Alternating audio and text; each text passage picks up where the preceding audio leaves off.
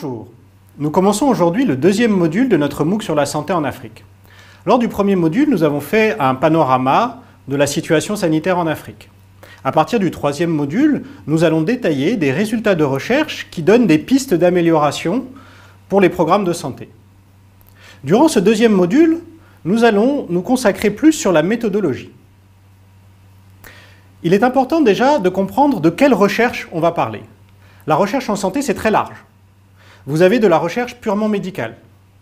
Vous avez de la recherche biomédicale, vous avez des études cliniques qui vont essayer de voir l'efficacité d'un nouveau médicament ou d'un nouveau procédé. Vous avez des études épidémiologiques qui vont décrire l'état de santé ou de maladie d'une population. Mais il n'y a pas que les sciences médicales qui se saisissent de la question de la santé. Les sciences sociales aussi s'intéressent à ce sujet qui est évidemment très important. Différentes sciences sociales le font. L'économie de la santé, c'est la discipline dont nous allons le plus parler, car la majorité des chercheurs du réseau GIPAL sont des économistes.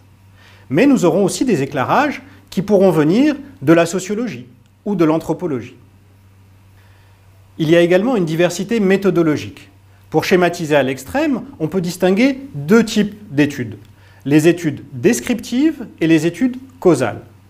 Les études descriptives visent à décrire une situation dans sa complexité, alors que les études causales cherchent à établir des relations de cause à effet.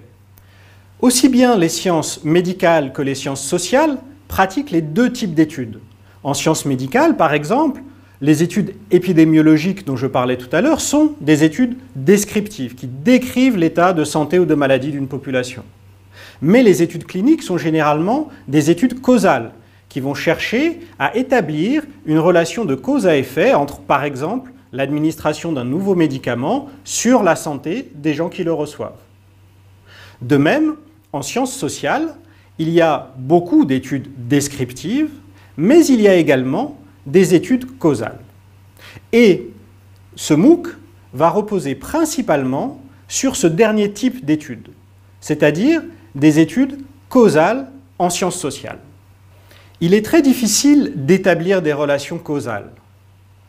On peut suivre l'évolution de paramètres, mais de là à être sûr que l'évolution qu'on observe est due à un facteur bien identifié et qu'on peut attribuer avec confiance le changement que l'on observe à, par exemple, un programme en santé, c'est très difficile. Prenons l'exemple d'une campagne d'incitation à la vaccination. Si j'observe, après avoir lancé ma campagne, une hausse du taux de vaccination, est-ce que je suis sûr que c'est dû à ma campagne? Ou est-ce que d'autres facteurs extérieurs ont pu jouer et faire que ce taux de vaccination a évolué dans le temps? Donc, cette question de l'attribution, de la certitude que la différence que j'observe est due à ce que je fais, à mon intervention, et non pas à des facteurs extérieurs, c'est le cœur même de l'évaluation d'impact. Donc, pour donner une définition de ce qu'est l'impact, c'est la différence au même moment dans le temps entre une situation avec mon programme et une situation sans le programme. On voit que ce n'est pas possible d'observer les deux, parce qu'au même moment dans le temps, soit le programme a eu lieu, soit il n'a pas eu lieu. Toute la difficulté de l'évaluation d'impact, c'est donc de reconstituer quelle aurait été la situation si le programme n'avait pas eu lieu.